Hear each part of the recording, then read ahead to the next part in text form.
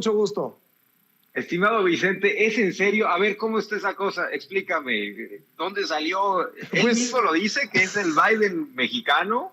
Por favor, a ver, Pues ¿cómo está esa cosa? La verdad es que no estoy enterado, pero a ver. Con las reservas que amerita, porque a veces también se avientan unas sabrosas en la política online.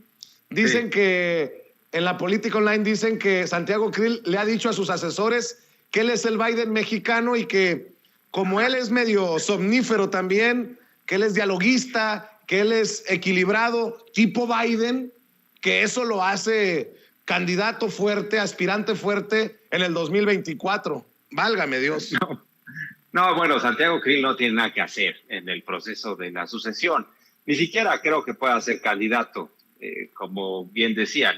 A lo más que puede aspirar es a repetir en la diputación. Ahora, está diciendo Santiago Krill que la reforma eléctrica es diabólica. Imagínense nada más, es el mismo que como secretario de Gobernación entregó cientos de permisos para las casas de apuesta. Dice, esta reforma eléctrica huele a azufre, es diabólica. Así lo está manifestando en un reciente video que les recomiendo que den cuenta, porque lo acabo de ver apenas.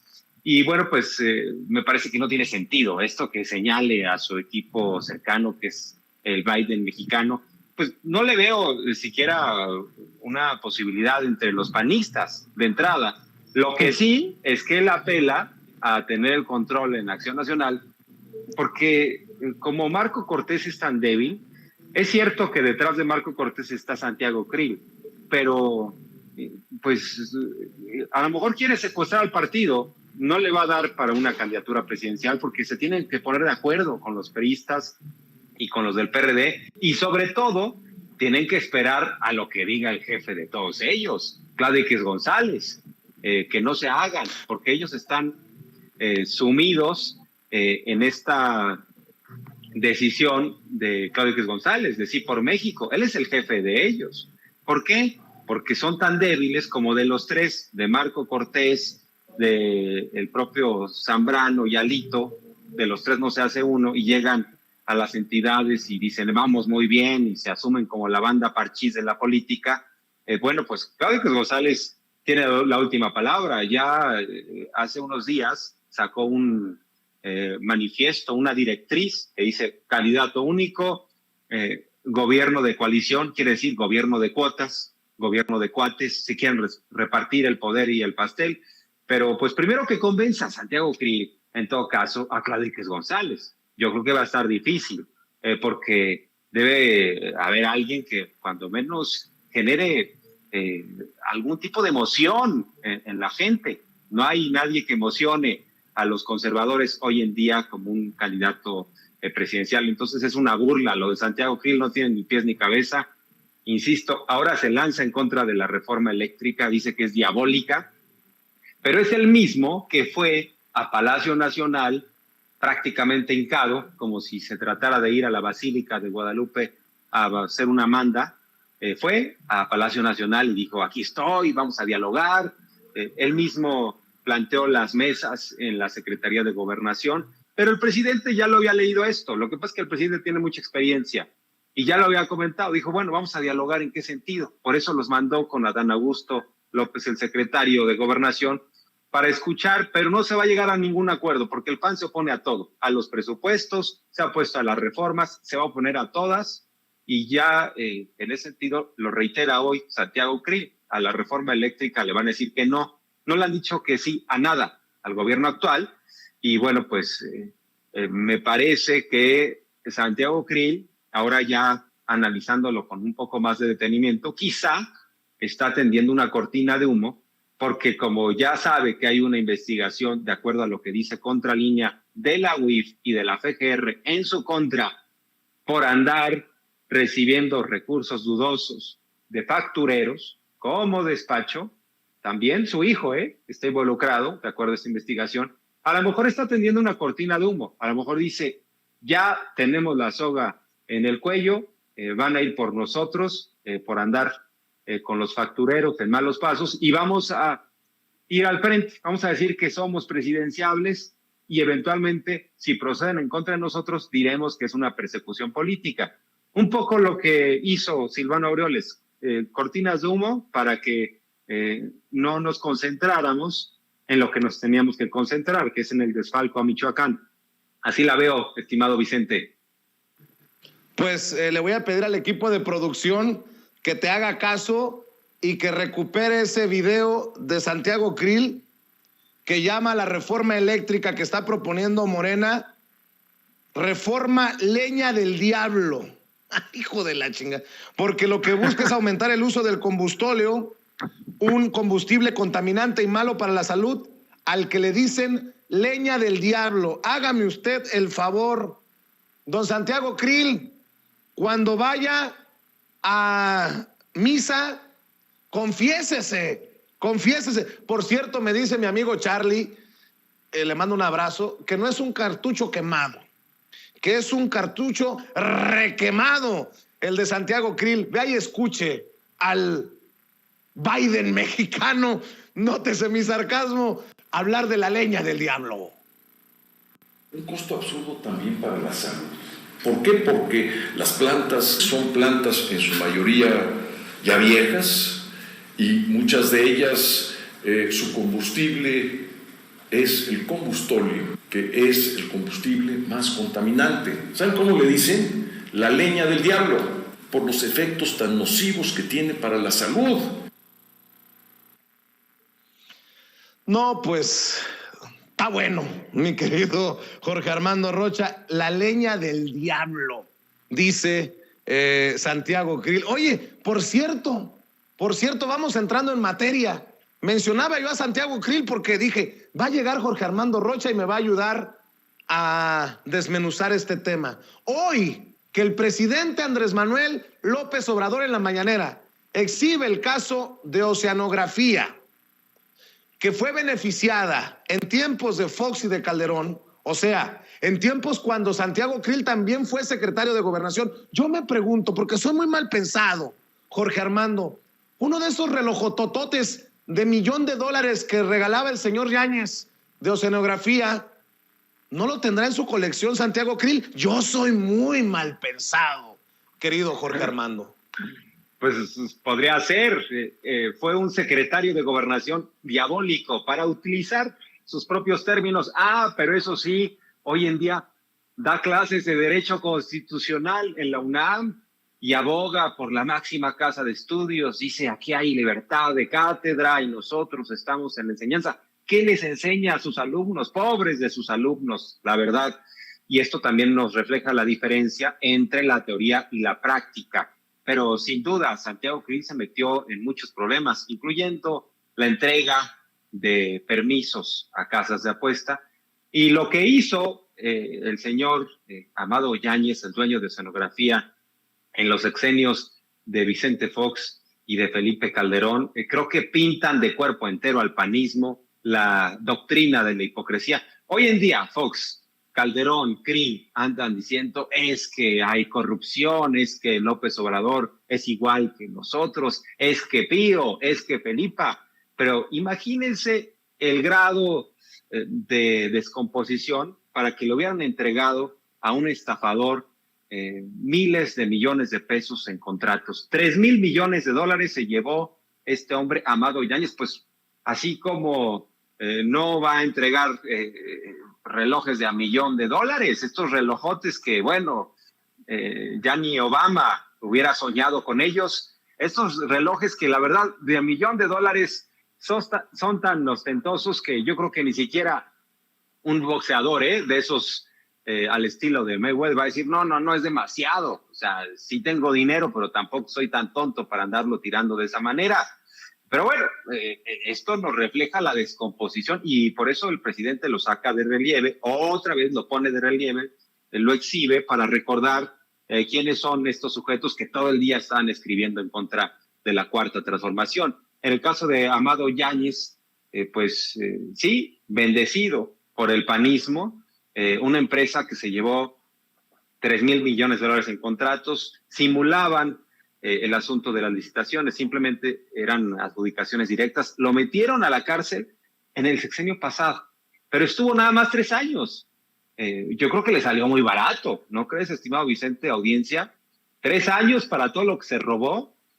salió bajo fianza, creo que pagó en 2017 7.5 millones de pesos, o sea, nada, ni medio reloj pagó. Imagínense, por eso la importancia también de lo que ha marcado el observador, que vayan regresando lo robado, porque luego ya sabemos que el sistema judicial les permite, con este tipo de defensas dudosas y con la corrupción que existe al interior del Poder Judicial, que salgan relativamente rápido, pero cuando menos que vayan regresando lo robado, lo hurtado. Son millones de pesos de los mexicanos, millones de pesos de Pemex. También se metió en problemas con Banamex, o sea, le hizo fraude a este banco por más de 580 millones de dólares.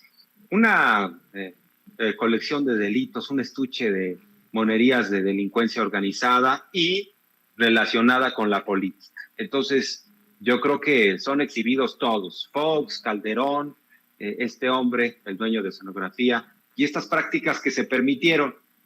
Y sí hay una diferencia profunda, porque hasta ahora yo no he visto, yo no he escuchado, yo no he tenido noticias de un hombre como Amado Yáñez, que hoy en día esté saqueando los recursos de los mexicanos con el aval de López Obrador, como sí existió en el caso de Fox y de Calderón. Panistas que dijeron que iban a hacer las cosas diferentes a los gobiernos del PRI y creo que fueron hasta, bueno, yo diría tan corruptos como los priistas. Oye, querido Jorge Armando, precisamente hablando de justicia y de regresarle al pueblo lo robado, estamos al pendiente porque en unas horas se va a definir el futuro inmediato de Emilio Lozoya Austin. Si lo dejan irse a casa, será una bofetada para los mexicanos y mexicanas que quieren justicia. No revancha, no venganza, justicia. En momentos en que Emilio Lozoya parece no haber dado la información que prometió y no ha regresado al pueblo lo robado, ha ganado 2 amparos, lo que significan derrotas, sendas derrotas a la Fiscalía General de la República, y uno se pregunta de qué lado está el Poder Judicial. Yo creo que el pueblo de México debe de estar atento a este caso que apuntaba a ser emblemático y que podría terminar siendo un fiasco. Ojalá que la boca se me haga chicharrón, Jorge Armando Rocha. ¿Cómo ves este caso de Emilio Lozoya, que ya ha recibido 2 victorias, ha logrado 2 victorias con el caso agronitrogenados y con el caso de Brecht, y hoy podría irse a casa? Así es, estimado Vicente. Si el escenario se cumpliera, esta posibilidad de que saliera este día y que sus procesos los llevara en plena libertad, pues sería una bofetada del Poder Judicial. Incluso podríamos adelantar que esto solo se explicaría precisamente por el mal endémico de la corrupción y particularmente la corrupción que existe en el Poder Judicial y que ha aceptado que todavía está penetrado por esta corrupción. El Poder Judicial lo ha aceptado el propio presidente de la Suprema Corte de Justicia de la Nación, Arturo Saldívar. Ha dicho la corrupción está entre los jueces, entre los magistrados y debemos erradicarla y combatirla. Yo creo que sería para el Poder Judicial darse un balazo en el pie, una desacreditación total de su ejercicio. Yo creo que quedaría por los suelos, si ya de por sí está cuestionado. Yo creo que sería muy lamentable. Ahora, dentro de lo posible y de lo probable, yo creo que lo más probable, es más, yo diría, me adelanto, yo creo que no va a salir Lozoya. Se ve complicado, porque por un lado está el caso de agronitrogenados, en donde ya se determinó que pueda seguir en libertad el proceso, no bajo la prisión preventiva justificada. Pero el caso Odebrecht es el más complejo, tiene muchas aristas, y ese caso produce acusaciones en torno a otros implicados. Imagínense que se caiga el caso de Odebrecht, entonces se caería la acusación en torno a Ricardo Anaya, en torno a otros personajes involucrados. Yo creo que no es tan sencillo como lo quieren vender los abogados de Lozoya. Yo creo que en este caso se va a ratificar la prisión preventiva justificada en contra de Lozoya porque, para empezar, él mismo ha reconocido que recibió dinero de Odebrecht y que lo entregó a otros políticos para sobornarlos y que recibió dinero de esa empresa brasileña en los tiempos de la campaña de Peña Nieto. O sea, él ha reconocido porque fue a denunciar a quienes entregó el dinero. Entonces, ahí hay un reconocimiento explícito, público, de que se corrompió. El Poder Judicial va a dejar libre a alguien que reconoce que se corrompió. Entonces, estamos en un país en donde cualquiera puede seguir robando, puede hacer lo que quiera y se va a arreglar con el Poder Judicial. Ese sería el terrible mensaje que nos mandarían. Pero insisto, yo creo que lo que va a pasar, porque lo que está una instancia superior pidiéndole al juez es que argumente, que revise si es a través de la prisión justificada, oficiosa, cómo se debe llevar a cabo el proceso. Es decir, le está diciendo, revisa si se justifica o no que Lozoya esté en prisión. Yo creo que el juez que revise va a decir si se justifica, además estará al pendiente de la FGR va a reiterar, hay riesgo de fuga, este hombre tiene capacidad económica, o sea, están todos los elementos dados de la FGR, de la UIF, del Estado mexicano, excepto del Poder Judicial, porque es el que está dudando. Están todos los elementos dados para que permanezca en prisión Emilio Lozoya. Sería terrible. Es más, yo me atrevo a adelantarme y a decir que van a ratificar esta decisión. No puede ser de otra manera. Sería una sorpresa, una bofetada, un insulto. O sea, la justicia, el Poder Judicial nos escupiría a todos los mexicanos si dejan salir a Lozoya, lo dejan libre por este caso que es muy espinoso. Los de Odebrecht reconocen que le dieron el dinero a Lozoya reconoce que él dio el dinero a otros políticos, reconocen toda la corrupción y entonces ¿qué? El Poder Judicial los va a premiar, va a decir no importa que todos lo reconozcan, no importa la danza de los millones, no le hace que como director de Pemex Lozoya haya premiado a Odebrecht, haya entregado recursos. Sería una invitación a seguir en el mundo de la corrupción. Yo creo que sería terrible, estimado Vicente, audiencia, pero yo también considero que lo van a dejar. Ojalá que así sea.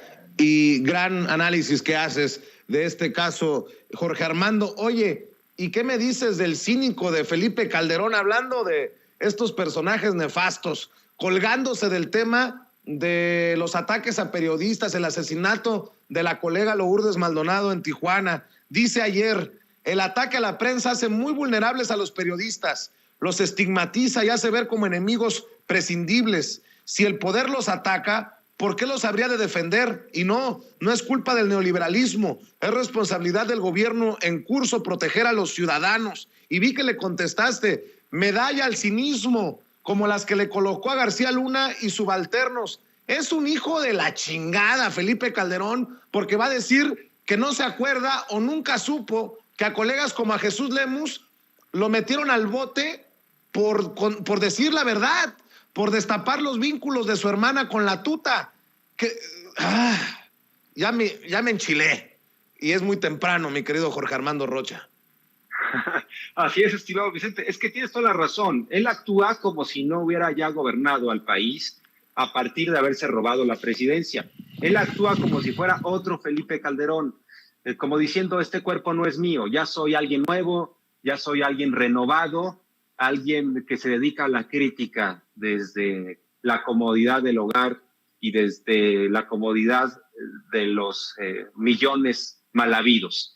Es absolutamente cínico, impresentable, medalla a la hipocresía como las que le entregaba a García Luna y a subalternos, y sin duda pues estamos ante un hombre que no ha rendido cuentas, alguien que ejerció el poder de forma muy autoritaria, arbitraria, alguien que jamás tuvo un compromiso con la libertad de expresión, se lanzó en contra de Carmen Aristegui, persiguió a Jesús Lemus, lo metió a un penal de máxima seguridad, lo torturó, porque esas instrucciones vinieron desde la presidencia de la República, y ahora resulta que está muy preocupado por la libertad de expresión. Yo pregunto, para tener elementos digamos que, objetivos dentro del análisis. ¿Cuántas conferencias de prensa dio Felipe Calderón? Quizá en todo el sexenio 10, 15, si me apuras, porque de pronto daba alguna conferencia. Bueno, a eso le llamaban conferencia de prensa. Eran nada más eventos controlados en los cuales estaba ahí la fuente presidencial. Sin embargo, los operadores del presidente hablaban con ciertos medios y les decían, a ver, va a aceptar 3 preguntas. ¿Qué le quieren preguntar? No, pues a ver, estas. Ok, autorizadas o no autorizadas. Esas eran las conferencias de prensa de Felipe Calderón. Es un simulador, jamás ha rendido cuentas. No le ha gustado jamás la libertad de expresión ni la libertad de prensa. Por eso no hacía conferencias y lo que hacía eran eventos controlados. Un petit comité para algunos medios orgánicos, algunas televisoras, y párenle de contar. Entonces no hay ni compromiso con la libertad de expresión, no ha rendido cuentas, tiene todavía muchas explicaciones que dar. Recientemente el presidente López Obrador se lo exigió, ¿no? Le dijo, necesitamos una explicación sobre el caso de García Luna. Es muy cobarde, estimado Vicente, porque se esconde. Cuando hay temas espinosos, se le va al internet, se va por unos cigarros, anda ocupado en otras cosas. Eso sí, lee todo el tiempo, porque ya cuando percibe que la ola pasó, empieza a posicionarse sobre otros asuntos, sobre las vacunas, sobre esto de que está pasando en contra de periodistas. Me parece que es el claro ejemplo o la definición de cinismo, lo que hoy en día es Felipe Calderón. Muchos pensamos que ya lo único que queda para que rinda cuentas es que venga una petición a través de los Estados Unidos. Muchos decimos, ojalá que García Luna hable todo allá en la Corte de Nueva York, que inculpe y que sobre todo diga la verdad, porque si dice la verdad, nosotros no somos ingenuos, sabemos que la verdad es que Felipe Calderón estaba enterado de todo lo que hacía García Luna. Entonces muchos decimos, yo creo que ya la única vía para que rinda cuentas Felipe Calderón es que lo llamen de los Estados Unidos. Por eso estamos al pendiente también del juicio a García Luna, estimado Vicente. Claro que sí. Oye, Jorge Armando, pues veo que estás generando mucho contenido, entrevistas muy importantes en tu canal de YouTube. ¿Por qué no cerramos invitando a la gente a tu canal para que te sigan en redes, sobre todo en Twitter, en donde estás dejando la víbora chillando, querido Jorge Armando? Estimado Vicente, así es, estoy en Twitter como @RochaPeriodista y en mi canal de YouTube me encuentran como Jorge Armando Rocha o Jorge Armando Rocha Periodista. Ahí estamos también todos los días. Un placer, estimado Vicente, estamos en comunicación permanente, un abrazo y pues le seguimos también aquí con los análisis, las entrevistas, ya sabes, cuando se requiera. Ya sabes que estamos también apoyando tus esfuerzos independientes. Un abrazo, Jorge Armando. Gracias, que pases excelente miércoles, excelente día. Bueno, oiga, a ver.